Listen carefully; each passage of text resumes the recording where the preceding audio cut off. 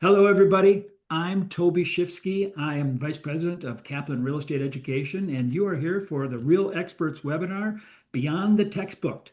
What they don't teach you about your first day as a real estate agent. And our guest is none other than Christy Murdoch. Christy, thank you for being here. Thank you for having me. I'm thrilled to be here. Oh, absolutely. Well, this is a big topic, Christy. I mean, we have a lot of education that we do here. A lot of licensing students come in, and there's usually a little surprise for them when they get done with their licensing education. And I think we're going to peel that all apart today, aren't we? Absolutely. Yes. I vividly remember my mentor telling me when I was so worried about some detail of a contract, and she said, "You don't have any customers yet." Like, what are you doing? Yeah. So that for me was the thing I didn't get about the first day in real estate. Uh, it's a big adjustment. That's fantastic. Well, let me go ahead and properly introduce you to all of our attendees today. So, Christy Murdoch is the morning editor at Inman. Now, if you're a Kaplan licensing student, you get a free offer for Inman Select, which is a news service, Inman News. It's essentially the insider's news for real estate. I use it. I've used it for a decade. It's a fantastic resource, especially, in fact, Christy and I were talking a little earlier. If you want to really understand the news from the insider's perspective, somebody in the industry, this is where I go to get that information. So, and Christy is pivotal in it as morning editor, where she helps shape the national conversation around brokerage strategy, marketing, technology, and the evolving business of real estate.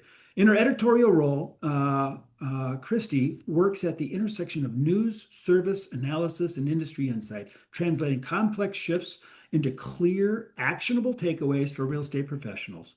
In addition to her newsroom leadership, and we're going to tie into this a little bit today, Christie is the founder of Writing Real Estate, where she partners with agents, brokers, and real estate companies to refine their positioning and elevate their brand voice. A former real estate agent herself in Florida, in fact, a Florida realtor, as an educator and curriculum writer. She brings both firsthand industry experience and deep storytelling expertise to every conversation about growth, visibility, and leadership in today's market. So, Christy, thank you for being here, and thank you for about what you're about to share with our attendees. Thank you so much for having me. I'm really excited about it. Absolutely. All right. Well, let's do this. I'm going to adjust my screen here. I got like, 10 screens up, and I want to make sure we get through our content. But let me do one thing real quick, Christy. Everybody, I want to just ask a poll question so we know exactly who's in the audience. We have a lot of people here today. Once again, everybody, when you're here in the webinars, when you chat, yes, we can see your name in the chat. But when you do poll questions, it's all anonymous, so nobody knows who what answered. And I will always share the poll responses. So everybody, if you would, take a second, take a look at this poll. We want to understand who's in the audience. How long have you had your real estate license? And Christy, we usually have a lot of people who are still currently taking their real estate education. We even have people who are thinking about getting into the industry coming to these, which is fantastic. You're in the right spot. If you're here because you're thinking about getting into real estate, then you're going to do well because you're already educating. Less than 3 years, 3 to 5 years, 5 to 10 years, or 10 plus years.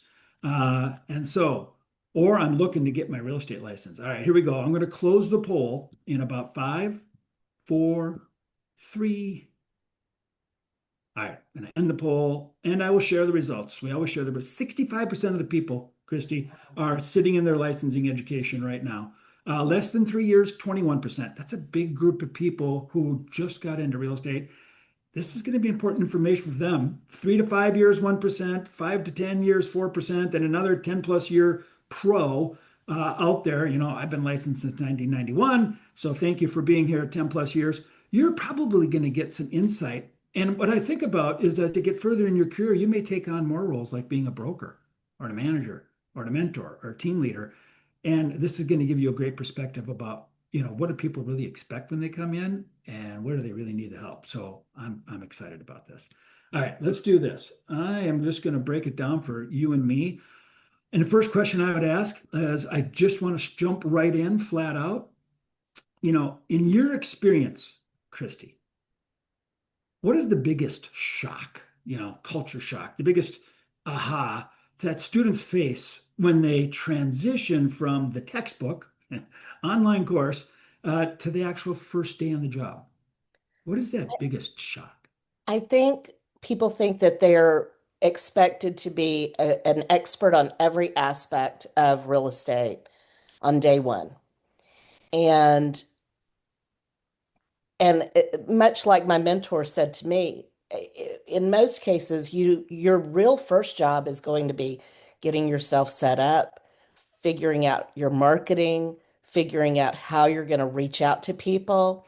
Like you're going to have an on-ramp many times where it's more about connecting with people than it is about your actual expertise. The expertise builds over time Yeah. and experience. Every transaction I ever did as a real estate agent, it was really almost spooky how you would do something or something unusual would come up, or you'd have a question you'd have to kind of do some research about. And then that would come up again on the next transaction. And suddenly you sound like an expert, Yeah. right? You might have been in the business for 3 months, but you know about whatever it is because it came up on the inspection report at the last transaction. So I think there is a lot of fear around not having the answer to something. And the biggest thing you can do is just say, you know what? I don't have that information right now, but I'm going to do the research and I'm going to get back to you, or I'm going to call you later today with that answer. And it's almost always as simple as that. Yeah. So I think people have a lot of anxiety around that first day, Right. and really it's more about getting to know people, getting comfortable with people, starting to define your own role within that relationship with the client. Those are the things that I think are really going to be so key, especially in those first months. Yeah, and it's funny that because that question was, what's the biggest shock? And I think the shock is the for me, like what you said, is it's the fear Oh, of yeah. I don't know enough. I mean, Right. right? Because I'm you getting know into so much. You just learned right. so much. And you took that test and you know a lot. But oftentimes what it really comes down to is helping somebody just feel more confident, or helping them, with some of the logistics that they're not familiar with. And those are things you can do. Those are things that you are qualified to do. And the real detail stuff, you're gonna figure that out as you go. Just be really honest about, oh, well, I don't have that right now, but I'll have that for you in an hour, and I'll send you a Right. text. Well, and I can say this when you come out of your real estate licensing course, they really are pretty comprehensive, right? Yeah, But oh they yeah, but they really do just teach you, what are the rules, the laws, the rights, right. right? That you have to be aware of in order to actually, represent a consumer in a fiduciary a client within a responsible fiduciary responsible way. Um, and when you come out of this, the licensing education, and correct me if I'm wrong, but you know more about real estate and the laws and the rules and what's happening than 98% of the US population. You Totally. are an expert on a lot of things. It's not everything. And so it's funny when you when you said it's okay to say you don't have an answer. I'll tell you right now, being licensed like for 35 years, Right. you better have that little line down. You know what's a great question? I'll find out. I'll get back to you Yeah. today. Absolutely. That's all you have to do to deliver that. Then you go find out, right? Then you can go to your business partner, your broker, or you can go to a service, or you can go to your coach, or you can go to your team leader, Totally. get the answer. You got to have that because I still get questions today, like, yeah, I've never seen that before. I'll get back to you. Exactly. Yeah. Exactly. I mean, and you think about the unexpected. I mean, the unexpected is just part of real estate.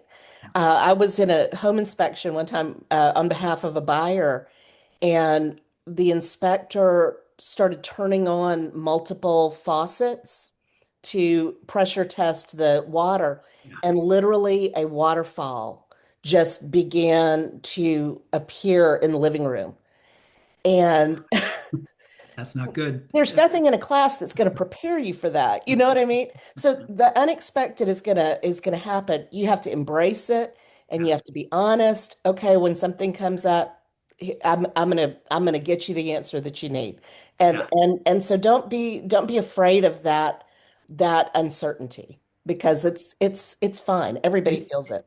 it's almost every deal there will be Yeah, something new. you're gonna learn. That's how you learn. You just have to have a strategy for how you deal with a question Exactly. that you don't know. Yeah, And so once you get the strategy, nothing phases you. Huh, totally. great question. I'll get back to you. So, you know what? Sean asked a question of us, Christy, and it's what's the value of joining a team when first starting out? Would that be the recommendation and how do they function? Sean, I'll tell you what, we won't get into how teams function, but I think your question gets to the point of do I really have to do this alone? And I think what we said here is, have an answer. I'll get back to you. It does help if you have people, and it could be your broker, your manager. It could be a team lead. It could be a mentor. It could be, it could be education. I mean, you could go take education in order to learn, these things, but you do need to have what you might call a team of places to go for answers. Hmm. If it's a construction question, right? I mean, you're going to want to ask a contractor, hey, what do you think about this? Had this come up at waterfall in my living room, and yeah, so yes, in one aspect, having resources is important, Sean, as you go in. But you can build those over time too. You can definitely build those, and many brokerages already have some stuff in place. So, think about that, Christy. So, a common fear for new agents is, do I really know enough to do this, which we just kind of covered? But what do I really do? Because I know we get a lot of students that they think that their broker is their boss, and so they go in and they sit down the first day, like wait for the phone to ring, and it's like that's not Right, how it works, right? So right. so so then they go, well, geez, what do I do? What do I do when I get a phone call? What do you think what the things are that people could prep for as they're maybe even taking education right now, or they're newly into the business? What are the top three systems or business preps that an agent should um, probably have entirely set up before they even talk to a first prospect? Are there things they can do ahead of time that you should have this? Absolutely. I think the first thing that I would say is to have your business and financial house in order. So that may mean you have a CPA who understands specifically working with entrepreneurs and independent contractors, because you're going to be an independent contractor in most cases, not a W-2 employee. And it's important to understand that distinction because it has all kinds of implications for how you might set up your business. You may set it up as just a solo agent and independent contractor. You may set it up as an LLC. You may join a team and become part of some sort of entity. Um, but you need to be setting aside money for taxes. So you need that CPA to help you figure that out, how to do that. You may need a separate business account from your personal account. There are all kinds of ways that you have to, you know, get paperwork together in order to do that. It's different. It's not like just setting up a checking account as an individual. So I would say get your financial house in order first. Your marketing is next. And the marketing is something that you can do a certain amount of it before you're with a brokerage, but there are compliance issues that go along with marketing yourself. So, for example, you can't necessarily have a website set up for yourself. Because you've got to show on the website what brokerage you're with, what's your license number, all those kinds of things. But you can have all the text ready to go. You can have photography done. You can have a lot of things ready Yeah. You can even have some content blog posts or whatever. You can have those things ready to go for that, for your social media. Have everything ready so that it can then be loaded and go live on day one once you're licensed and you have all your information. We have Um, that's a good point. We have some students who will do social media coming soon, an agent oh, near you that you already like, and it's them. Like I'm in yeah, sitting in class. I mean, yeah. I've seen some of these people work this into a fantastic ramp. I mean, just to Oh, totally. yeah, Just like a launch, just like a book launch yeah, or a product launch, you're launching yourself. yeah, But right just on. make sure that you're checking and that you're not saying anything or putting any information that you're not allowed to put according to your state licensing. Gotcha. I knew a guy, he was not popular, I will say that. I knew a guy who used to go around and check people's signs, Oh, and if they were not up to date with the latest way of, all the information that had to be on their signage, he would report them mhm. to the Oh yeah, state.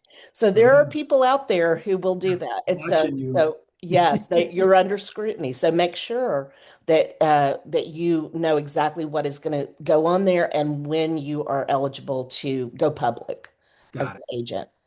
So Um, you got business, get your finance in line. You got prep your marketing, your message, who yeah. you are, so that when you hit day one, you can actually hit a launch button, which I really Oh, like that. exactly.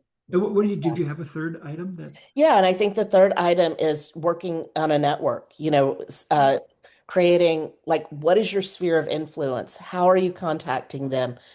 Who do you know who is a contractor? What home inspector do you know? What appraiser, anything like that, finance people. Who Yeah. do you know, and how can you build your professional network and then your sort of outward facing personal network? Because those are the people who you're going to start bringing in as referral partners, clients, all of that. Well, this comes back to that question, like Sean asked, should I join a team? I think what you're saying is, at a minimum, you build your team, find your Right. resources, right? So, oh Right. gosh, there's a waterfall in the living room. I know a contractor who's remodeled the kitchen for me, or the friends of Right. my parents, and I want to be able to talk to them about real estate and ask them, is it okay if somebody says, I need to fix this or do this, that I can call on you to be that resource? They'll love you, by the way, if you're in real That's estate, that's right? it. That's Yeah, it. it's just Absolutely. And it's even after, we think about, getting a client to the closing table, and that's when you're doing your education, that's what you're focused on. But really, the whole thing is staying in that person's life. yeah, And a great contractor is one way to do that. Having somebody that you can say to them, you never have to worry. You can always call me because I know everybody. Like that's powerful. And yes. that makes you not just a real estate agent who's there for a transaction, that makes you part of their home ownership experience. So then they feel, oh, there's somebody who's going to take care of me and who I can go to with these questions. That's how you stay part of it. And that's how you end up doing repeat and referral business with those people. You're their go-to Yeah, for totally. yeah, I need a remodel. Oh, you know what? I was thinking about buying or splitting my land. How do I go about that? Oh, I need to update my pipes in the house. I had a notice that there may be lead. You having Oh, those resources, which you can research right now, you can start thinking absolutely. about people or you know what? If you know people in real estate, ask them. I've done that. Who do you use for? We had a drain field and septic system needed to be put in a community that was not super familiar with, and I said, who would you go to and use? I asked a couple agents there, and they said the same company. It was easy. That's the There, guy. yeah, that's easy. Yeah, absolutely.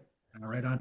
Well, why do you, let me say, you know, I think one of the things that you have talked about, and you mentioned just for a second there, was, well, let me ask you, do you recommend choosing a niche for people coming into the industry? Like how are you gonna differentiate yourself, or how are you gonna associate with a group of people that you can connect with quickly and easily? Do you recommend choosing a niche right away, and how can a brand new agent sort of identify, with that group? Like if it's first time home buyers or luxury or whatever, how do they know what's right for them and how do they identify with them? How would you say the quickest way to do that? I'd say, okay, there are three different ways I can think of right off the top of my head. One would be, what experiences do you have, right? If you have been a first-time home buyer and you had a disastrous, and I can't tell you how many agents I know that this was how they got in the business. They had a terrible experience. And so they Never again. Right. And so they decide, I'm going to go into the business so that I can help people who are in that position. Or I'm going to go into the business so that when somebody walks in the open house, they have somebody there who they can relate to. So I would say if you have an experience that gives you insight into a particular niche, that's a great way to choose one. As you get started, if you do a transaction or two and you start to realize, I really like working with this type of client as opposed to this type of client, I think I'd like to do more with like luxury, or I think I'd like to do more with senior adults. That's a big niche that's becoming really, really popular right now. There are a lot of insights that you'll get just from your client work that will help you sort of gear your business in that direction. And then if you have some particular talent, I know people who they're great at staging or they're great at decluttering. And so that leads them toward a niche. So maybe you're great at decluttering and you start working with senior clients who often need help with sort of decluttering, downsizing, those kinds of things. That will often your other talents will help you figure out what's the niche that works for you. Yeah, super cool. Those niches, like you said, maybe it's about knowledge, maybe it's about talent. Like knowledge, I think of, there's some communities that, maybe you spent your whole life there. You know Yeah. everything about it. I mean, like, Yes. you know everything. Yeah. There's a niche right That's now because absolutely. That's so powerful. it's super powerful, Yeah. especially if there's oddities about this community, right? Like, Yeah. oh, well, you can and you Totally. can't, and as you get into like, another niche like luxury or lakefront or shorefront, you get into some of these other niches as far as property types, knowledge is kind of key. Yeah. And so leveraging whatever knowledge you have. I also think about, what do you think about niches as far as, uh, I do a lot of bicycling. I think I've talked about this before on these webinars, but I do a lot of cycling, and so I know hundreds of cyclists, and I can talk about real estate with them all day long. I think of groups of people as a niche. Do you see that much where there's like, because you got like churches or schools? Oh, absolutely. Yeah. I actually remember a woman who I talked to a long time ago. I follow her on social media, in fact. Her hobby was pole dancing, and Wow. she All has right. sold a house to every exotic dancer in Atlanta. I have no doubt. She knows everybody. And she met them in her exercise class, her pole dancing class. So I do not care what it is that you're interested in or what you know about or what you can get to know people in a community, and that's part of your sphere. That's a big part of your sphere. So whatever your hobbies are, that's who you should be I'd have to talking take up a new hobby. That was to. That's fantastic. But you're not wrong, I mean, Yeah. there's pickleball groups and tennis Oh, groups and totally. dog groups and that's also a type of niche. It's a people that you can relate to because Absolutely. If we all know. if you in school if you went to college, like a big college, and you have an alumni association near you, that's a great place to connect.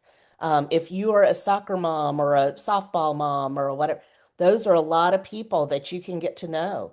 And so, I think people, especially with sphere of influence, people feel like, oh, I don't know, we do often know more people than we really realize. So, like, sit down and start thinking about what are the groups and communities that you're part of, and how can you start connecting, and then break that down further. and say, who are the people, say 10 people who I know the best out of that group, and who are the people who like connect. We all have somebody in our lives who is a connector and they just know everybody. Yeah, yeah, yeah. Super Now, connect. that's who you want to eventually be. But if you're not that person yet, figure out who are those people in your social groups and connect with them. Take them to lunch and just Yeah. be honest with them. I'm Recruit going into business. This is what I'm recruit your super connector. big time. Big time. Yeah, that's so important. And just keep those lines of communication open and make them your ally in that. Make them your cheerleader. Make them excited every time something good happens with you. Share it with them. Yeah. And that will really help them to become more enthusiastic about sending business your way. Uh, I see a couple questions for us. If maybe we could tackle them right here. Denisa, I'm in a hard niche since I'm a woman, construction and real estate. Any ideas to make them trust me more? I mean, new construction, I'm understanding it here, is what I'm thinking. And is that not typically a category where a woman is in new? I suppose it's pretty male dominated new construction. Um, but any ideas to get people to trust them more? There are two audiences that you're talking to in that case. One is the developer or the builder. And what I would say for that, we actually just did a story. I wish I had the link handy. We actually just did a story on this, but it was how somebody got into working with developers. And, if you're coming to them with opportunities, Mm, mm, money talks. I don't care who you are. I don't care if you're a man or a woman or whoever you might be. The great opportunity, the great yeah, underutilized plot that has a house that's too small that they could, tear down and build a luxury house and sell it for 5 times as much. yeah. Yeah, they're gonna talk to you. They're gonna be I, fine with you. 100%. So make the numbers work and you don't have a problem with the other. In terms of client, which is your other audience, single women are this incredible growing subset of the buyer pool right now. And for Gen Z, I think I just read 35% of Gen Z buyers last year were single women. So, I mean, there are single women getting into investment. There are single women who are buying just for their own financial security. So, I Yeah. mean, these are great places for you to so your marketing can then be for here's why it is smart to buy as a single woman. Like that's a blog Yeah. post, that's a series of social media um, features. So yeah, Love it. you're not going to have a problem working with people if you're adding value. And I think the key is the only adding value. The only builder I ever represented was in a development. I brought them the raw land That's and it. helped develop it and sold it to them, and then got all the listings of the homes in the development. Yeah, And it was a slam dunk, no problem. absolutely. Absolutely. So bringing value, how can you bring value? And I love how you talked about connecting with, those single women. That might be an easier audience to entry if you're a woman also. Uh, Absolutely. yeah, love that. I have one more of those kind of questions. What about a fine dining server transitioning into real estate? Is it cliche, but for a reason? I mean, what do you think? So many people I read about all the time, a yacht salesman or a private plane sales representative. Anybody coming from like that luxury space can very easily move into a luxury space with real estate. And I would say if you have that kind of upscale experience, that's a really natural fit. But the other thing to remember is there are also a lot of uh, waiters and wait staff and restaurant people and foodies Oh, and yeah. all of that who they need houses. And so you can speak their language in that sense and that makes you really valuable for them. So, I mean, you can build connections and build a niche out of whatever community you're involved with, Yeah. because there's just a commonality there. I also think of the skill set that a professional server in a high-end restaurant has, which is Totally. usually a really good listener. Yes. Yes. And you're attuned emotionally to what's happening at, a table full of adults and maybe kids and people.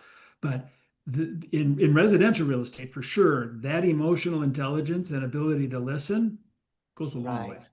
Goes a Well, and you long. bring up a great point, because you don't have to limit yourself to residential. I mean, you can eventually, if you're looking for a way to expand once you get into your career, you can start expanding into commercial and become a specialist in working with people looking for restaurant spaces. I mean, there's just the sky's the limit, and this is why people love real estate. I mean, the sky is the limit. You can take your interest and you can make it into a really powerful career. Yeah, love that. All right, so we got a lot of people coming into this, right? Some have already started, they're into it. They probably maybe didn't start it off super strong, but they're thinking, okay, if I got to do a reset, or if I'm brand new into it, day one or day one plus, like I'm going to reload. No boss telling you what time to start your day. No, it's all on you. How does a successful agent structure their very first week, like to ensure they're acting like their own company CEO, right? You're not acting Yeah. like, a helper. You are it. You're the CEO rather than just waiting for instructions. What do you think, right? What's the how would they structure that first week? How would you do it? You've got to get really good at time management, and you've got to, I think one thing that people do, they go into real estate for the freedom and for the ability to be their own boss, and then they don't become their own boss. They lean into the freedom Yeah, yeah. part of it, and they say, well, I'm fine. I don't have anything I have to do today. So I think the thing is to really create some rules for yourself. So, when I was starting out, one of my rules was I will never let a day go by that I don't do something proactive to, drive my business forward. Right. Like setting up these little things that you allow you to lay your head on your pillow at night and say, yeah, I did what I was supposed to do. That's a big deal. Yeah. My first week, I would have a lunch or a coffee scheduled every single day. Maybe one is with somebody from my sphere who I really want to get on my team. Maybe one is somebody from the brokerage that I've joined or the team that I've joined. Maybe one is, my best friend because I need to, kind of Practice. regroup and get myself, talk through some things. Yeah. Maybe toward the end of the week for that one. Yeah, yeah. But I would make sure that I have somebody on my calendar every day, or I'm looking for an opportunity to go somewhere every day and meet somebody. Um, Love and that. then, your first week, I mean, you're going to be learning, you're going to have meetings to go to where you're going to hear from other people who are out there doing this work. So go to every meeting, every training that your brokerage is offering. Check with your local association. What are they offering? What can you get involved in? The more connected you are from that first week on, the better. If there's a young professionals network in your area, find out all about it. Like, make it your job to get involved. And I would also say, go and do some preview some homes, and Oh, just have the ability to have conversations. Get into the market statistics. Have the ability to have conversations. I mean, if you're doing the things you need to do, you will fill that week up really quickly. I love this. So I heard set appointments for every day, right? At Hmm. least one. At Lunch, least one. coffee, right? Find your super connector friend, do that. Yep.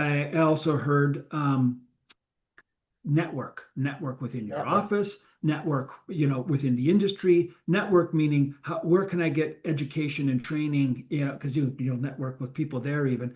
And Right. then the last one was what was the last one? It was Preview, educate preview. yourself, preview, get out there and see what's on the market, look at the market statistics. Yes. Figure out so that you can answer questions, so that when you get into these conversations, you can answer questions. One of the greatest, I would say, greatest, I want to say gifts, not greatest gift, but a greatest advantage. One of the coolest things about being a real estate agent is now you're kind of in the club, right? And you get to go preview homes. You don't even Yeah. have to have a client. You get to go preview homes and look at them all, everything on the market you want, Yeah. right? You set up an appointment, you go at your own time, you Yeah. walk in, you go look around. And I think it's a really good advice because you need to become an expert, right? Find your niche. If it's I want to just look at the luxury properties to start, whatever. But there's an interesting thing that happens, and we hear this from students all the time, is you see 100 homes, so think about that. If I wanted to look at 3 homes a day or 4 homes a day, and it takes you like 20 minutes, 15 minutes to see a home. If you were to go, when you've seen 100 homes, you're an expert Yeah. on value, finish, square footage. You'll start to all of a sudden, you get around 30 or 40 homes, you go, man, this house is overpriced. Or, Totally. right? Yes, totally.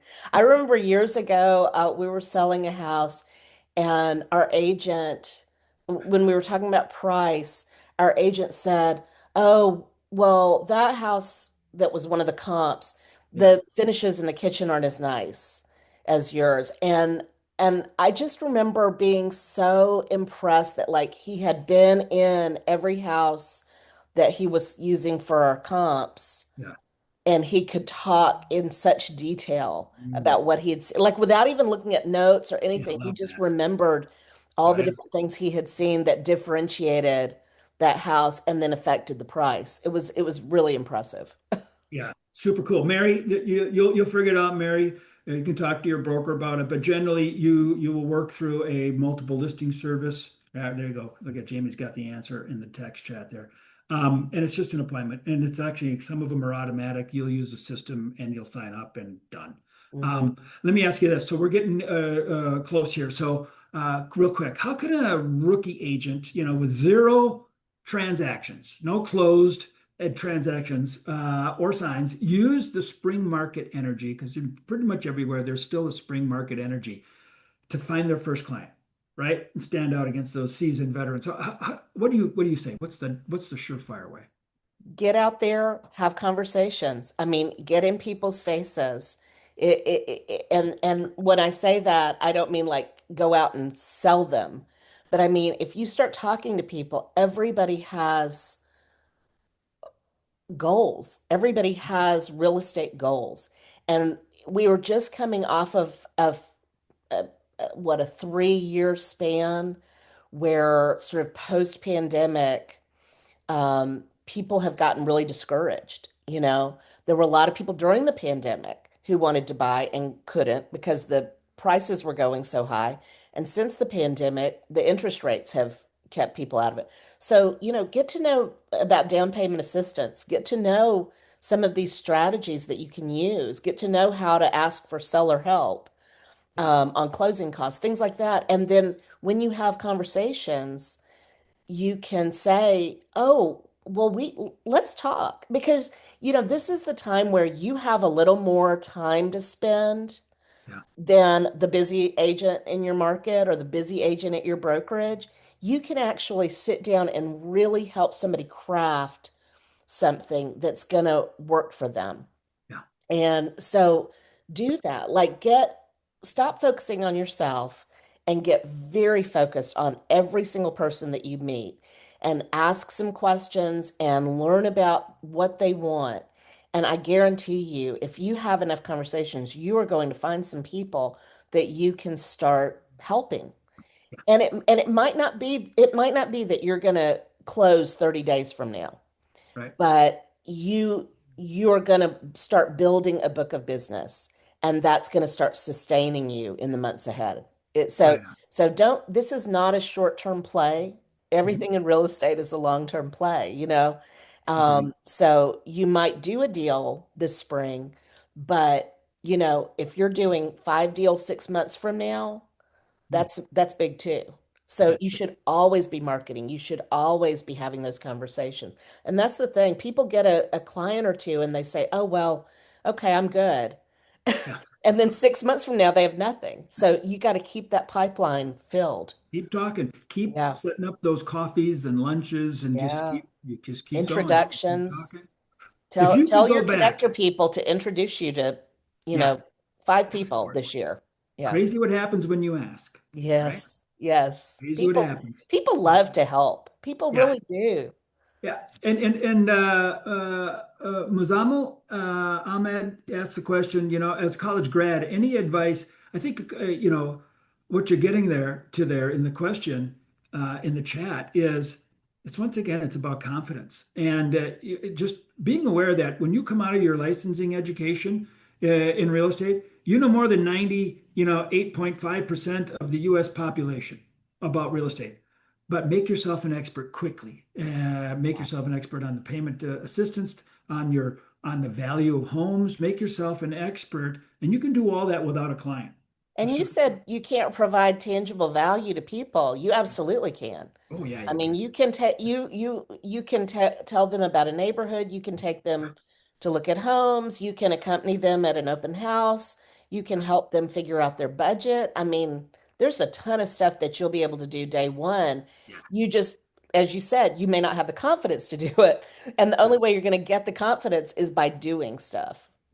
So we're about to wrap up. Let me think. One thing on day one, if you could go back, Christy, right, when you Mhm. started, right, with the real estate knowledge you have now, what's the one thing you would have focused on immediately to get your first closing faster? What would you have done? I would have had way more conversations. I did handwritten notes and I love handwritten notes, but I would have sent those handwritten notes like the day that I started, and I would have also pre-identified 10 people, and I would have just Started. had all of them, on speed dial so that I could have those conversations earlier, more often. I didn't get that really my job on that day one was to talk to people. And so I would have done a whole lot more of that. Yeah, super cool. Christy, I want to thank you for your time today. Thank you for sharing your knowledge and insights. Thank And thank you to really bringing all this energy to our webinar today. thank you so much for having me. Yeah, absolutely. I think Christy has a special offer too, everybody. As a Kaplan licensing student, you get 6 months free access to Inman Select, which is that news service we talked about. But today, Christy is bringing us a little something extra. If I could share my screen, here we go. And you guys can all take a look at this. If you want to take a snapshot on your phone of this offer. It's really a bundle offer. Now, here's the thing: if you've already signed up on the Kaplan side for the Select, you may have to use a second email address to get this deal. But this is a 90-day free trial, and it includes Inman Access. And Christy, if I'm right, that's like special little 15, 20-minute long videos about a lot of the topics we're talking about, right? Exactly. And a lot of them are geared toward marketing, technology, a lot of the things that you're going to have questions about as you're starting. Yeah. Got it. So hopefully you guys can all take a snapshot of that QR code and grab that bundle. Christy, once again, I want to thank you, thank Inman for our wonderful partnership, and I hope to see you again soon. My pleasure. Thank you so much. Thank you, everybody.